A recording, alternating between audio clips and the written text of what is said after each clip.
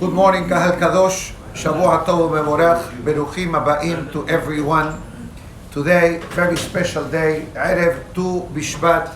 Haba Aleinu Letova. The 14th day of Shevat, corresponding to the 5th day of February.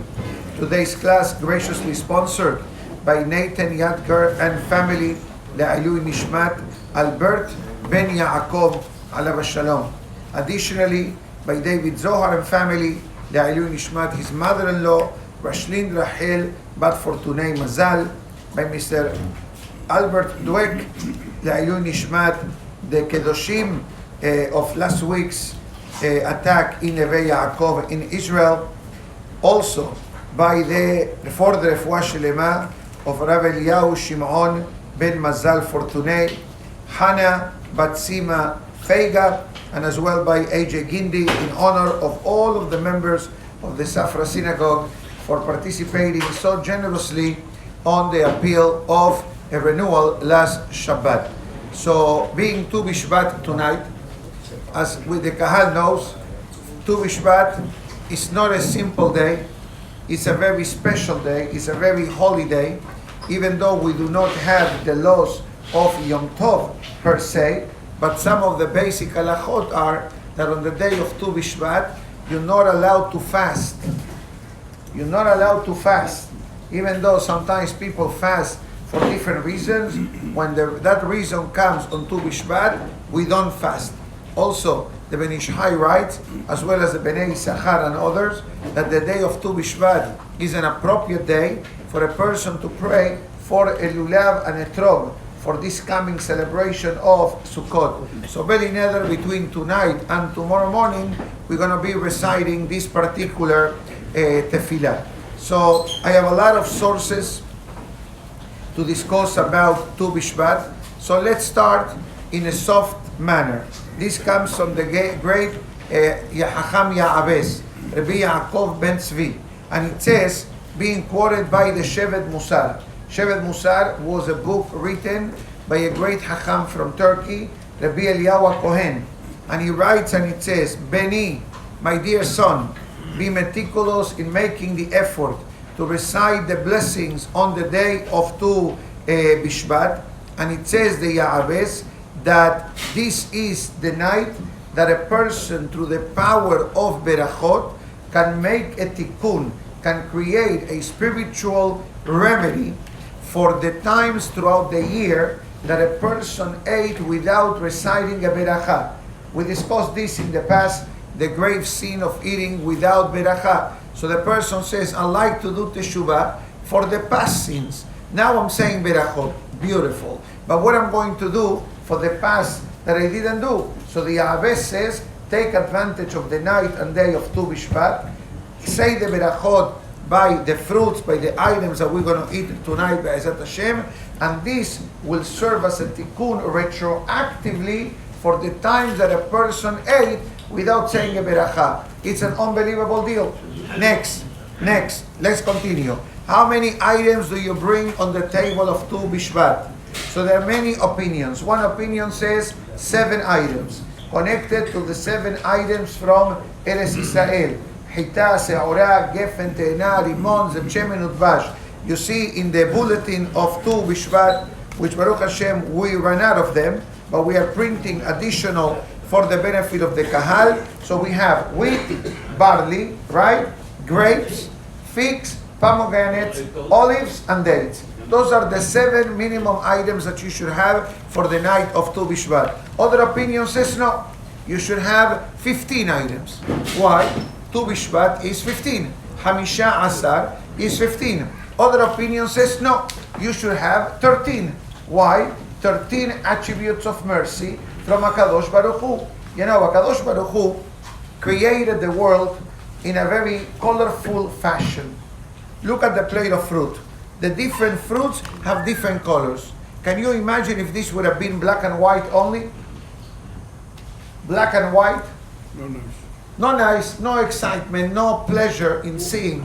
So HaKadosh Baruch Hu gave us the food, but yet Borei Olam gave different shapes and different flavors and different colors and different tastes, all for the benefit of the person. Like we put on the bulletin on the back page.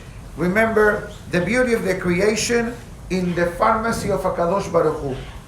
And it highlights the item, how they look, the name, and what they represent on the physical body of the person.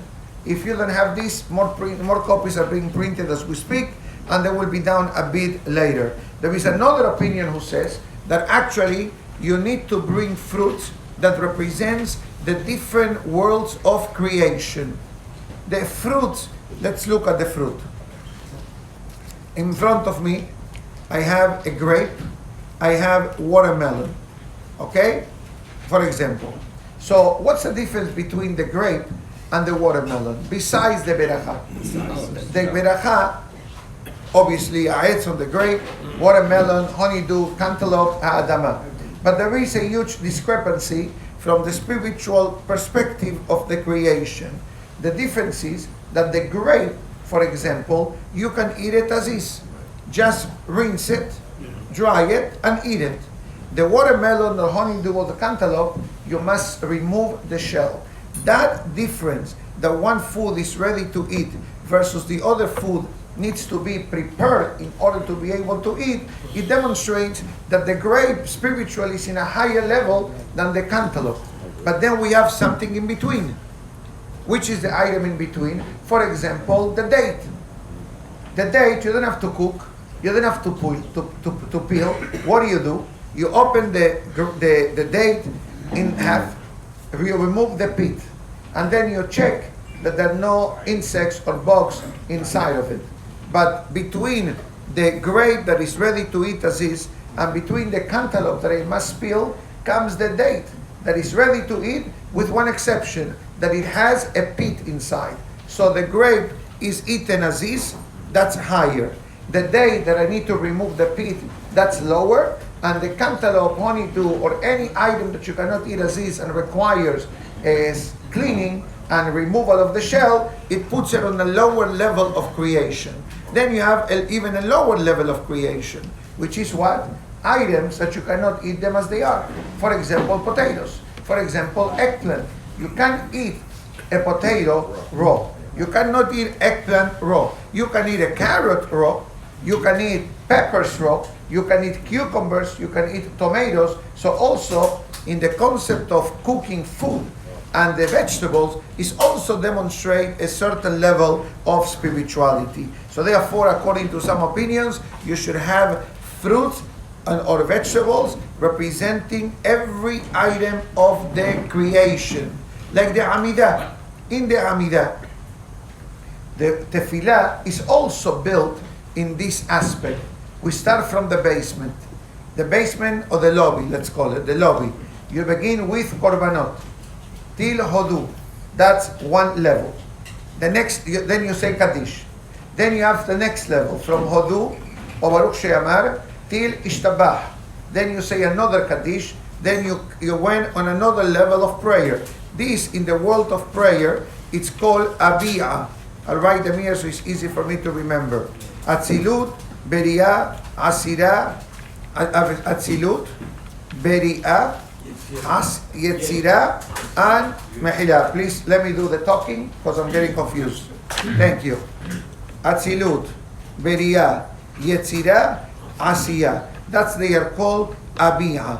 What does it mean? All of them represents a different degree of creation, with the exception of Atzilut, with the exception of the highest level of the tefillah. For example, the Amidah belongs to Atzilut.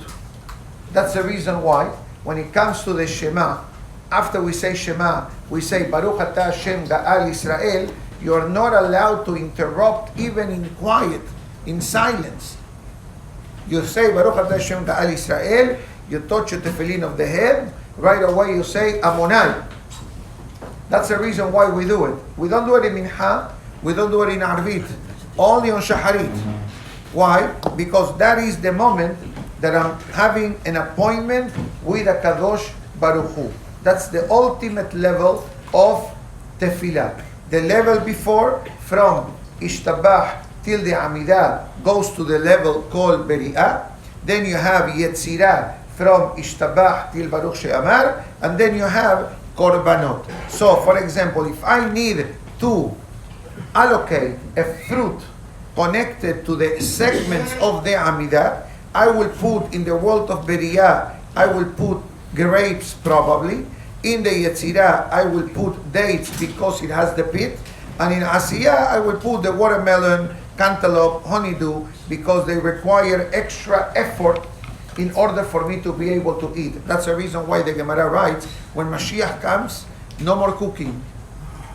No more cooking. Nothing. Everything will be ready for you. What do you want to have for breakfast? You say, I want to have for breakfast. Okay, open the door. The Gemara writes, the food will be ready for you. Why? Because all the concept related to food, preparation, cooking, setting up, etc., it's all an offspring of the sin of Adam and Hava. So what sin they made? They eat from something that they were told, don't eat. So what happens now? If the sin was made by eating, so the tikkun needs to be made also by eating. More or less, yes. And that's why we say berachot, and we have loss of kashrut, etc. You follow me so far? Yeah, yes. Beautiful. Comes the great Rabbi Chaim Padachi, Moed Kol Chai. He gives even explanations on the food items, how they connect to family life. He says there is a food connected to the husband, there is a food connected to the wife, and there is a food connected to the children. It's written black and white, is in front of me, therefore I'm going to try to say it. So I'm trying to say this by heart, because here he only quotes the source, but doesn't say more than that. But I'm going to try to remember what he writes.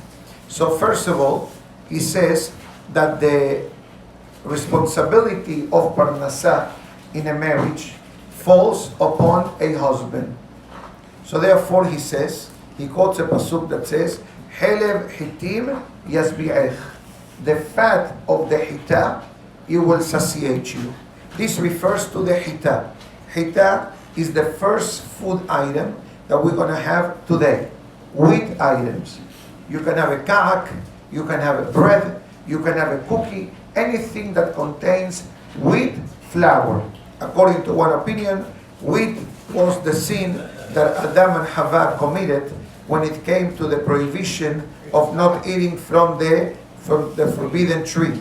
Now, where do we learn that the hita was one of the culprits? Short answer, the Gemara actually brings 4 opinions, but one opinion says hita because in Hebrew, the word hita originates from the word sin. How do you say sin in Hebrew? Het. So you say hita.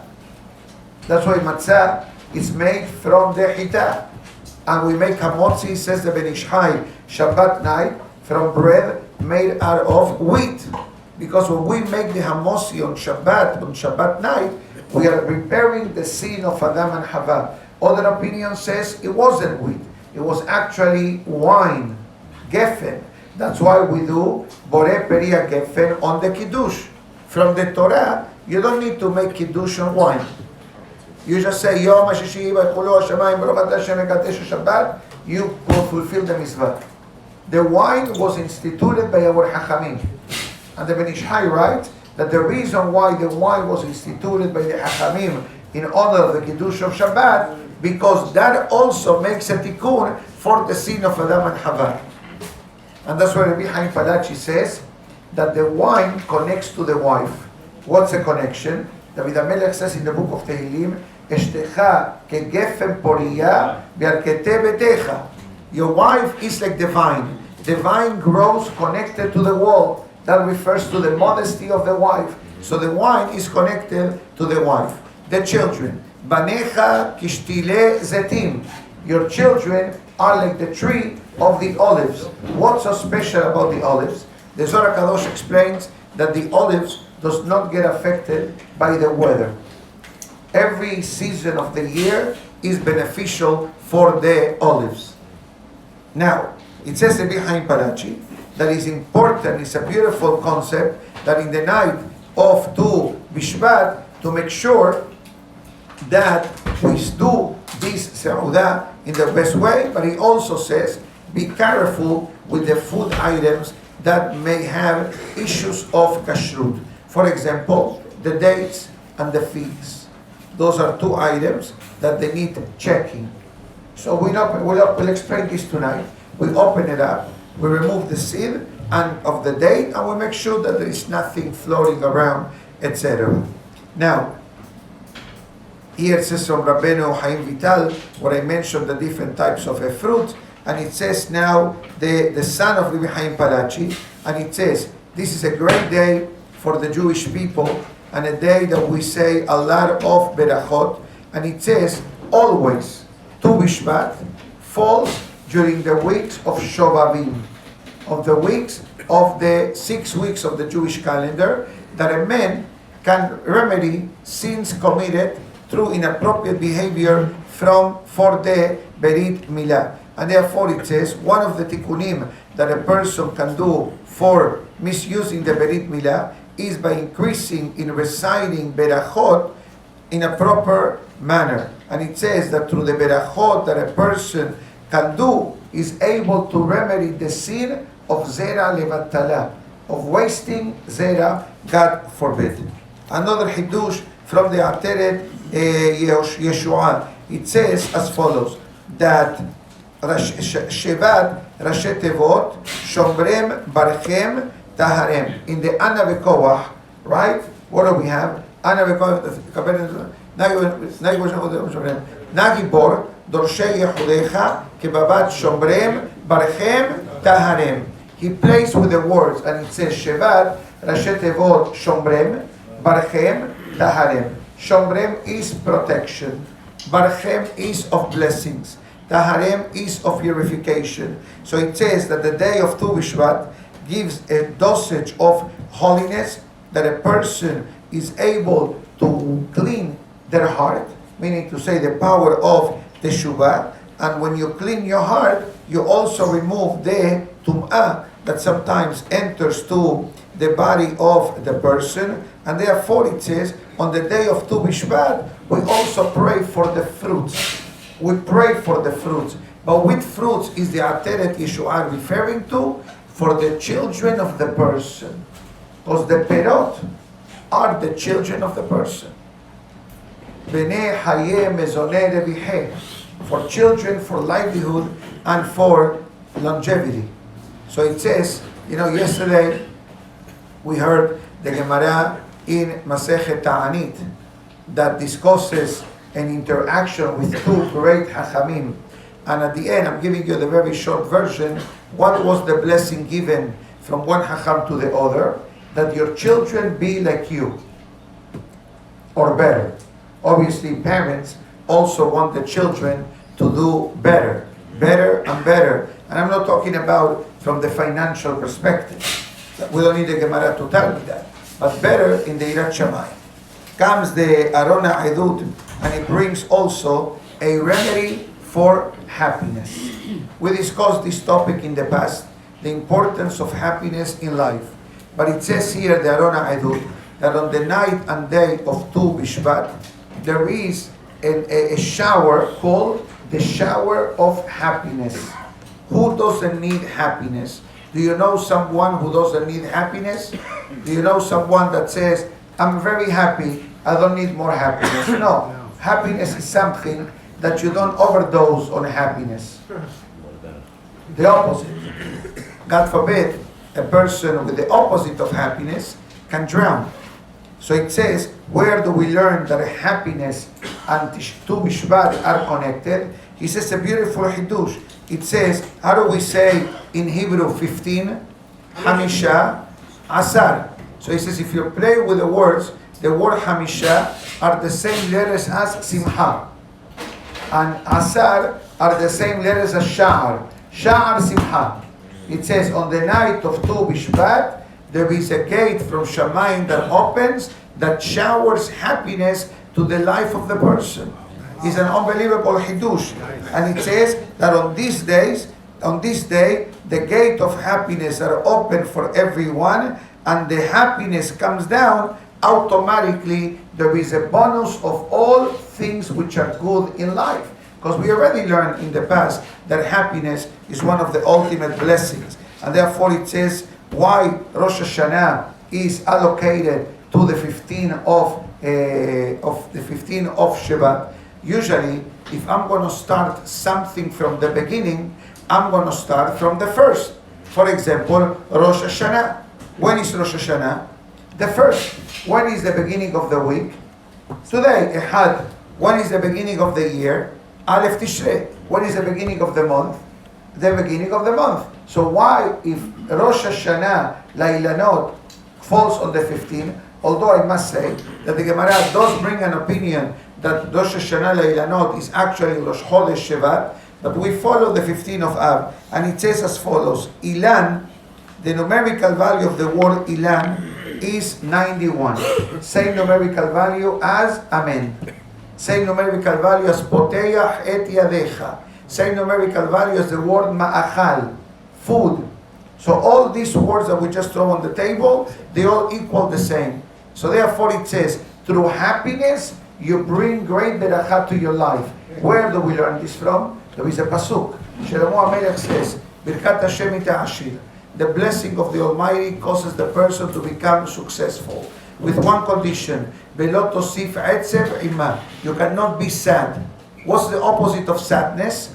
Happiness. When is happiness distributed in the world? On the night of Tu Bishbat. That's simple. If you want to listen to this again, listen to the recording. I'm not going to say it again. No, because I'm not sure if I can say it again, flawless. All right? Listen to the recording. And this is only a sample. This is a free sample. If you want the real deal, come back tonight. It's going to cost you. Nothing. It's already paid for. That's it. I'm not taking no more sponsorships. If you want sponsorship, I can make an exception, but it will be a much higher number because you're coming after hours. And now I'm telling you all the goodies that are applicable. When I make the announcement, people said, the rabbi is asking, I give. So you have a Munat Hakamim. Now that you're listening to the dividends, now you got to pay a premium. Correct? That's the rule. Haz v'shalom. But I'm not taking sponsorships at this moment. But if you want a sponsorship, I have a good one for you related to the topic of blessings. The blessings. We are saying all about blessings. So for only $18,000, you can have a beracha harona on that wall. Same size like the Kaddish. You see the Kaddish with a nice plaque? You can have the clone of beracha harona. And the most beautiful part of it is that you already have all the typesetting done. And on top of that, I already have a company that in 2 weeks can deliver and install it. But I'm not going to do just one. I need to do 2 plaques. The sponsorship and the prayer. So it's only 18,000. We can do another one for 18,000 as well. And I say I should do one more because people are sitting facing that wall as well. Let's say 54,000 for individual 18. For you, I give you a 42,000 discount for the 3 of them. Think about it. Calculate the amount. This is the Shem Shammai. It's a Kabbalistic number, 42. Membet Masaot. Okay, so of course. You understand the dividends. You invest one time, and every day of the calendar, without fail, people learn and pray and eat in this room. Multiply that for Berachot. Maybe I should list the wall. We'll think about it. Anybody interested, speak to me afterwards. Let's continue.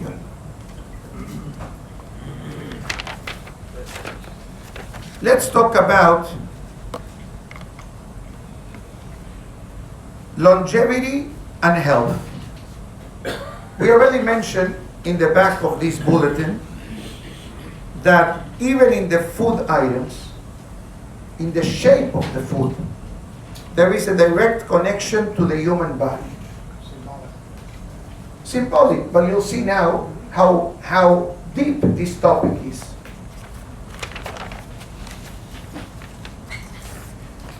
Inside of the guide, we also put the food items, how they connect with the book of Tehillim, and what you should pray for. If you're not in Florida, I apologize. You're probably freezing cold up north. How many degrees, Shabbat? 9 degrees, 9 Fahrenheit. 12, 20 below. Whatever that number is. We don't understand in Florida what it means 20 below. We understand 72, 74, 69, 81. We don't understand below 70, we don't understand. Although a couple of days we do have. But let's go on a more serious note. So I already mentioned in the beginning of the class the prayer of the etrog. You know how I call this prayer? Better than a life insurance policy. Because you pray now for an etrog. You know what that means? That HaKadosh Baruch Hu gives us the zechut that next year will be around in Sukkot. It's not simple what I'm saying.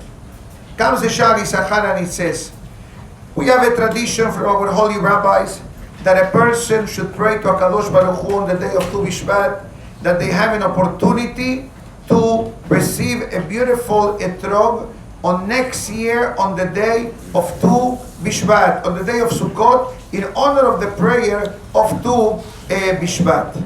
Also, the Siyah Sadikim write and it says, Tu Bishbat is a day to pray for healing. And it says why? It says because there is a Kabbalistic combination on a certain statement related to the concept of healing, which is the numerical value of the word refuah. שזה הזמן המסוגל להתפלל בשביל הרפואה.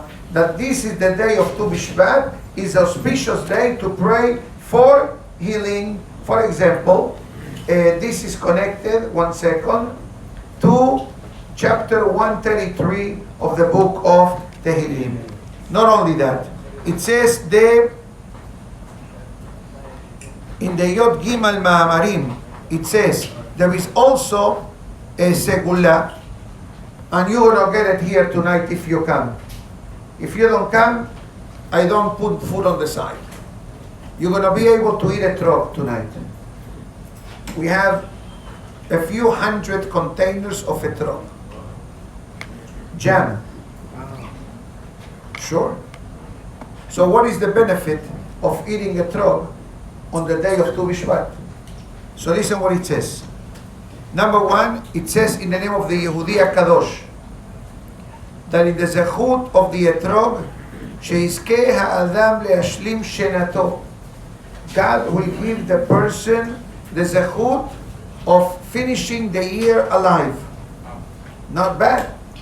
Number two, for those who have difficult of giving birth, and it says that on the day of after Sukkot, we make the jam cooked with sugar, and we eat it in the night of Tu Bishvat, and especially for ladies that are pregnant, that this consumption of the etrog on the night or day of Tu Bishvat will give them an easy delivery when it comes to the moment of giving birth, without any complications whatsoever.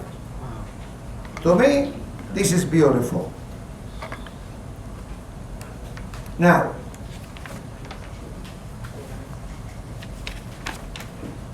okay, some of this stuff we're going to share it with the Kahal Kadosh tonight, but maybe I'll say a couple of more things.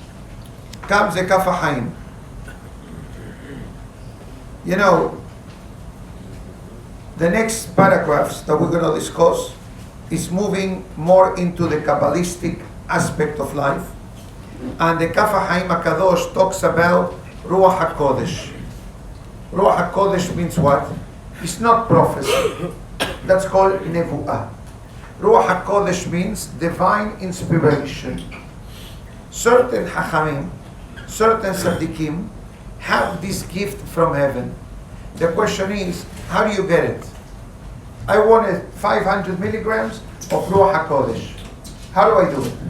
So it says the Kaf HaChaim HaKadosh, and it says, depending on the way that a person recites the berachot, that is the level of holiness that pays a visit to the person's life. Meaning to say, the better we say the berachot, the more meaningful the beracha becomes. Comes the Ben Ish Chai, and it says that when we say the beracha, Baruch Ata Hashem Elokeinu Melech HaOlam, we have 25 letters. 25 letters. Which the number 25 in Judaism is a famous number. For example, Birkat Kohanim. The Pasuk says, Ko tebarechu et bnei Israel. Ko is Chaf He, 25. When it comes to the giving of the Torah, found in this week's Torah portion, Ko tomar lebet Yaakov. Again, Chaf He, 25. Says the Ben Ish Chai, what's the hidden message on the number 25? It says the Ben Ish Chai, the word 25 equals to the same value of the word Hiba. Hiba means more than love. Ahava means love. Hiba, it's deeper than basic love. And it says that a person says the berachot in a proper way, says the berachot pausing, says the berachot loving Hashem, says the berachot of with happiness, and it says the Ben Ish Chai that these create an unbelievable spiritual reaction in the Shamayim. Why? Because if at the end of the day, every time I eat, I am making a tikkun, I am fixing something. The question is, what I'm fixing when I say a beracha? I want to eat, let's say, the cantaloupe. I say the beracha because I want to eat the cantaloupe. So I tell you a secret. That's not the real reason why you should say a beracha. You should say beracha because you love HaKadosh Baruch Hu and you express your gratitude to HaKadosh Baruch Hu by reciting a beracha. That's why we learned in the past that says that when a person recites the beracha, should say the beracha slowly. Baruch Ata Hashem Elokeinu Melech HaOlam, whatever beracha it is. Comes the great, in the name of Rabbeinu Ha'ari, it says that when the person recites the berachot, should have in mind to remedy the neshamot, the souls which are hanging around the world, and they are invested into matters that grows on the world, fruits, vegetables, including animals. They are neshamot, that they live through life, but they have a couple of open invoices. Okay? Sometimes the children of the person can repair the neshama of a parent. That's why the Zohar says, Bara mezakeh Abba. A child purifies the spirit of the parent. What happens if a person, for any reason, the tikkun was not done? So then you have something called reincarnation, Gilgul. Now, as a human, a person, based on what we understand, and no one knows with exactitude what exactly that means, the neshama can come to the world 3 times as a human. What happened if the person came down and no remedy was made? Now you need to come back as a different type of creation. You could be as grass, you could be as a fruit, you can be as a vegetables, you can be as an animal. God forbid, neshamot which are invested in the animal, and the animal needs to have a zechut to be a kosher animal and to be slaughtered according to the Jewish law, and berachot to be recited accordingly. We don't really understand how this works. It's easier for us to say, but says Rabbeinu Ha'ari, it says when you recite the berachot, have in mind that in the event that there is any hanging soul connected to the item that you're about to eat, that through the zechut of you reciting a beracha properly comes the tikkun to the person. And I'm going to explain this a bit better. There is a debate in the halakha. What's the debate in the halakha?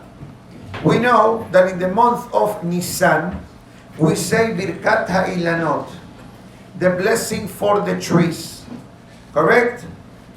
Now, If you look in the Yehida song of that prayer, there is a sentence that says that if the soul of my parent is reincarnated in the shape of a tree, let it be this prayer elevating the neshamot which are hidden in this level of creation.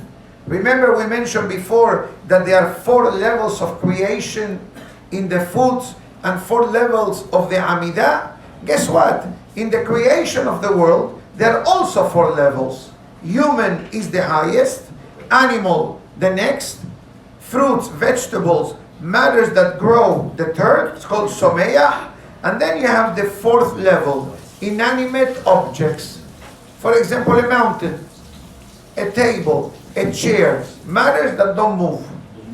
Domem, that's called domem. That's why in English they're going to say something derogatory of someone, what they call them? Dummy. Don't be so dummy. That comes from the Torah. Domem. Domem means inanimate object. You're a statue. You have no feelings, you have no emotions, you're not moving. That's why it's called Dome in English. That comes from the Hebrew word Domem. Okay? Now, there is a debate in the halakha. Are you allowed to say Birkat Ilanot on Shabbat or not? What will be the reason why not to say, which is an opinion not to say it? The prohibition on Shabbat of Borer. You are separating. Why are you separating? You are separating the neshama from the tree. And you cannot separate on Shabbat.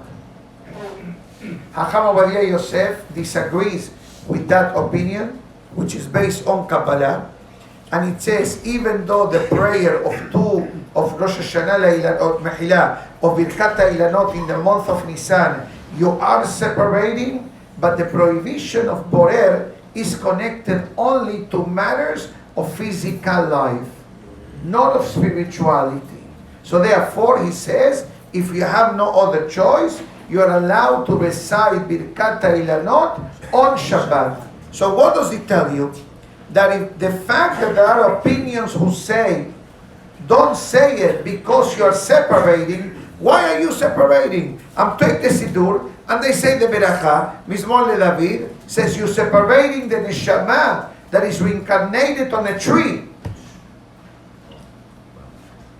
Heavy. Did you know this? Welcome to the Safra Synagogue.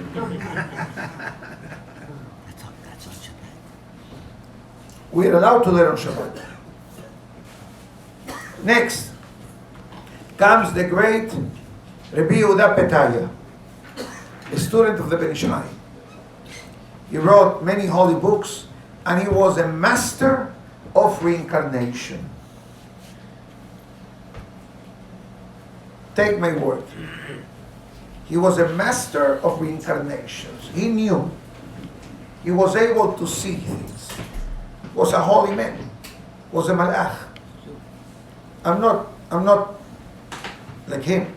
Although my father is buried next to him. Wow. Just a few feet away in Arazatim. Big time. Big time. And I know why my father is buried there. Because my father was a big fan of the Ben Ishai. When my father started to learn Torah, the only book of halakha available for the Jewish people back in the 60s or 70s was the Ben Ishai. And for many generations, that was the only source of Sephardic halakha. Later on came Hacham Rabbi Yosef and many other great Hachamim. But back then, Kaf HaChaim, Ben Ishai, that's where it was. So he happens to be buried on the same section, just a few feet away. So whenever I go visit my father, Alav Shalom, I also pay a visit to Rabbi Yehuda Batya. So it says Rabbi Yehuda Batya as follows. In the fruits and the foods that a person eats, I'm reading verbatim from the book, there are many souls of humans which are reincarnated through these foods. And by us, through saying the berachot before, we are able to make a tikkun. But he says, if a person eats food and doesn't say a beracha, to a certain extent, we're creating suffering to the neshama, that neshama was not able to make a tikkun because we failed to say a beracha. Huge responsibility. Yani you're causing pain to a dead person, which you don't even know. That's what he writes. He goes further. Bezeu sod ha'adam. A person needs to know what the pasuk writes in Perashat Akev. Ki lo ala lechem levado ihyeh ha'adam. A person will not live on bread alone. Ki al komotza pi Hashem ihyeh ha'adam. By what comes out of the person's mouth, the person lives. Explains that if you ate without beracha, guess what? Your tikkun is to come back in as a food. You follow now what he's saying? Mm-hmm. He's saying, we did not say a beracha. Okay, I need a tikkun. How my tikkun will be made? The Gemara writes, ha-peshe asar, ha-peshe hitir. What does this mean? This is about a testimony. The same testimony who said something is forbidden gives a testimony that something is permissible. Says the Minhat Yehuda, since this person lived life without saying berachot, that means that the sin of eating without berachot is flashing in the person's account. So how does this neshama can achieve a tikkun? By reincarnated through food. And that's the reason why when somebody passes away, Ereyat, Sheloshim, the yortzeit, what do? Sa'udah, berachot. To make a tikkun. So therefore it says, the person comes on a tikkun of food, al motza pi Hashem. What's the meaning of the words of God? The beracha that you say God's name on the food item repairs the soul reincarnated in the food. This is heavy. And I warned you in advance. So the question is, somebody in the audience, you don't have to say it, but I know what's in your mind. Or somebody is watching from Torah and it says, Uli,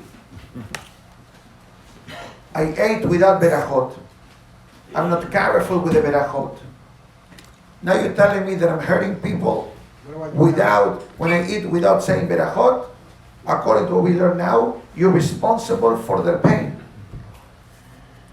Because what they sins they made themselves, you can be responsible, so to speak. But now that you have an opportunity to make a beracha and to remedy somebody else's mistakes, it's an unbelievable concept. Yani you eat something in Florida and you're creating a reaction in Shammai. I'm not talking about the Chinese balloon. That's a different show.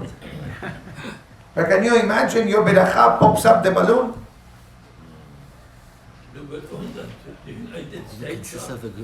It's a different topic. It's a different show. After. You understand?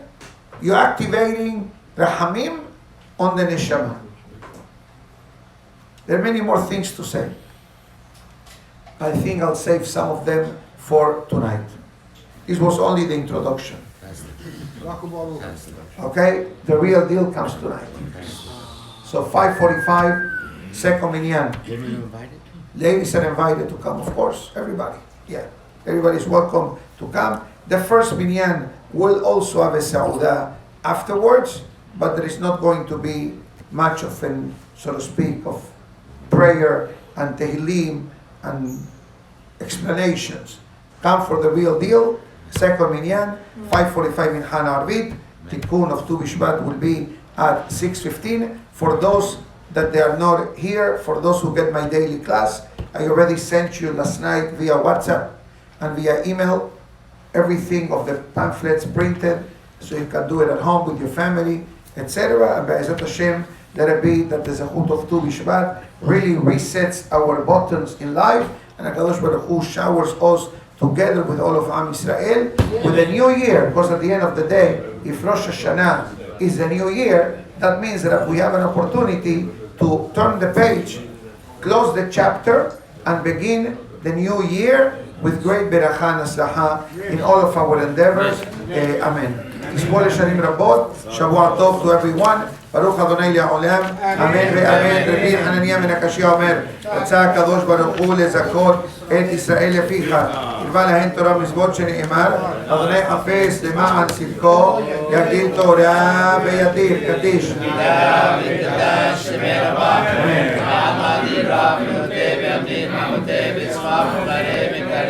אמן.